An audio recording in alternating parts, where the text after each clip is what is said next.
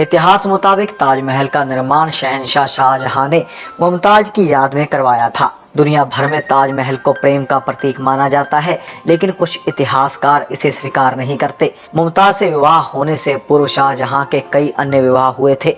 इस तरह मुमताज की मौत के बाद उसकी कब्र के लिए अनोखा खर्चीला ताजमहल बनाने का कोई कारण नजर नहीं आता। वहीं मुमताज किसी सुल्तान या बादशाह की बेटी भी नहीं थी। मुमताज का नाम चर्चा में इसलिए आया क्योंकि युद्ध के रास्ते में बेटी को जन्म देते समय उसकी मौत हो गई थी। सबसे खास बात यह भी है कि शाहजहां के बादशाह बनने के बाद 2.5-3 वर्ष में ही मुमताज की मृत्यु हो गई थी। शाहजहां का अधिक समय युद्ध कार्य में ही व्यस्त रहा था। साथ ही इतिहास में कहीं भी मुमताज और शाहजहां के प्रेम का उल्लेख नहीं है। जिस शाहजहां ने जीवित मुमताज के लिए एक महल तक नहीं बनवाया, वह उसके मरने के बाद भव्य महल क्यों बनवाएगा? यह तो अंग्रेज शासन काल के इतिहासकारों की मनगढ़ंत कल्पना है, जिसे भारतीय इतिहासकारों ने विस्तार दिया।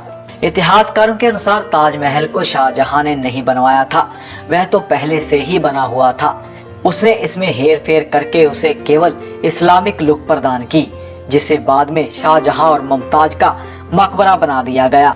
इतिहासकारों के अनुसार शहर आगरा को प्राचीन काल में अंगिरा कहा जाता था, क्योंकि यह स्थान ऋषि अंगिरा की तपोभूमि थी। अंगिरा ऋषि भगवान शिव के उपासक थे।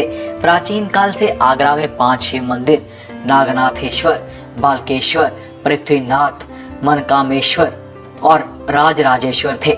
शहरवासी सदियों से इन शिव मंदिरों में पूजन करते थे। मौजूदा समय में बालकेश्वर, पृथ्वीनाथ, मनकामेश्वर और राजराजेश्वर नामक 4 शिव मंदिर शेष हैं। 5वें नाथ नागेश्वर शिव मंदिर में प्राण प्रतिष्ठित अग्रेश्वर महादेव तेजो महल्या को सदियों पूर्व ताजमहल का नाम दे दिया गया था। प्राचीन तेजो महल्या मौजूदा ताजमहल से कई गुना विशाल था। मोहम्मद गौरी सहित कई मुस्लिम आक्रांताओं ने तेजो महल्या को तोड़ा और उसको लूटा। वास्तुकला के विश्वकर्मा वास्तुशास्त्र नामक प्रसिद्ध ग्रंथ में भी तेज लिंग का उल्लेख मिलता है।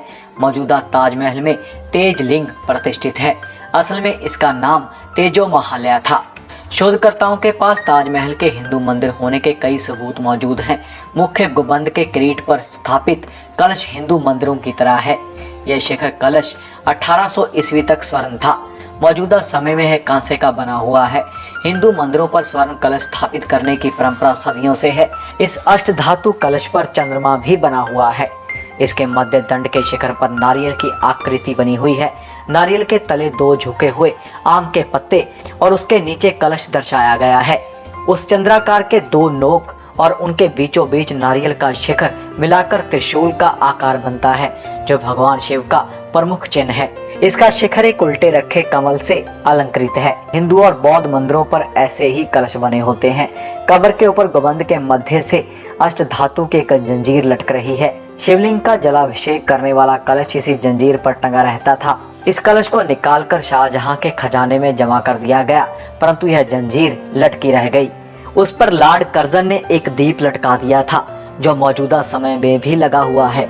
इतिहासकार पुरुषोत्तम ओक ने ताजमहल पर किए गए शोध कार्य में बताया कि ताजमहल को पहले तेजो महल कहते थे। मौजूदा ताजमहल में 700 चिन्ह हैं, जो इस बात को प्रमाणित करते हैं कि इनका दोबारा निर्माण किया गया। इनकी मीनारें असल ताजमहल की इमारत के बहुत बाद में निर्मित की गई।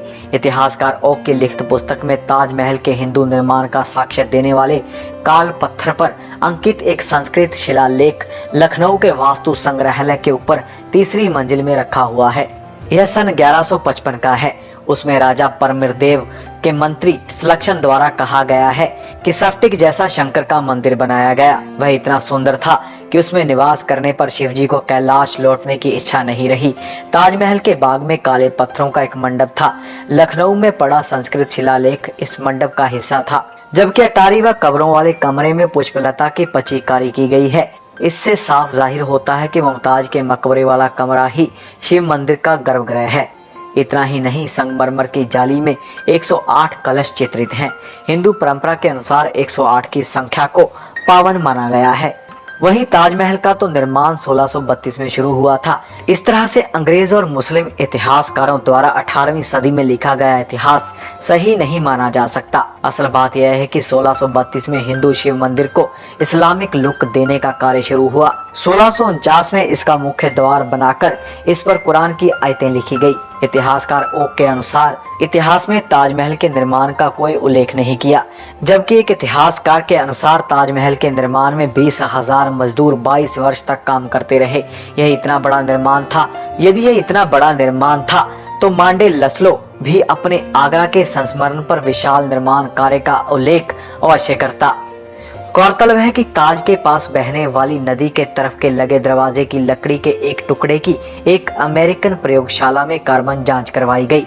उस जांच से पता चला कि यह लकड़ी का वह टुकड़ा शाहजहां काल से 300 वर्ष पुराना था, क्योंकि ताज के दरवाजों को 11वीं सदी से ही मुस्लिम आक्रामकों द्वारा कई बार तोड़कर खोला गया था। असल में ताज को 1115 में शाहजहां के समय से लगभग 500 वर्ष पूर्व बनाया गया था। आगरा से 600 किलोमीटर दूर बुरहानपुर में मुमताज की कब्र है, जो आज भी ज्यों की त्यों है।